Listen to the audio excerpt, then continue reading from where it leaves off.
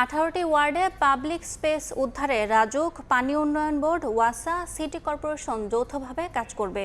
রোববার দুপুরে উত্তরখান এলাকায় রাস্তা ও ড্রেনেজের চলমান উন্নয়ন কাজ পরিদর্শন শেষে ঢাকা উত্তর সিটি কর্পোরেশনের প্রশাসক এ তথ্য জানান। বলেন, কার্পেটিং শেষ হলে দক্ষিণখান আজমপুর রোড ঈদের আগে উন্মুক্ত করে দেওয়া হবে। জলাবদ্ধতা নিরসনে সিটি কর্পোরেশন কাজ করছে জানিয়ে প্রশাসক বলেন, বর্ষার আগে আর নতুন রাস্তা কাটার অনুমতি দেবে না ডিএনসিসি।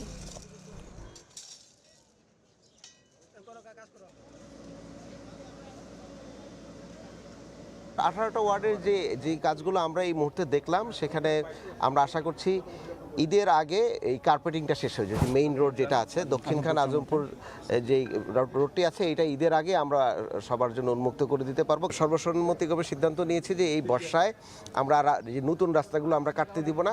ওয়াসাকেও আমরা বলেছি যে এই রাস্তা এখন আর কাটা যাবে না। যেই রাস্তাগুলো অলরেডি কাঁচা এবং কাটা আছে, সেখানের মধ্যে তার আগে কাজ করে আসবে, তার পরবর্তীতে আমরা এখানে রাস্তা কাটার অনুমোদন দিব।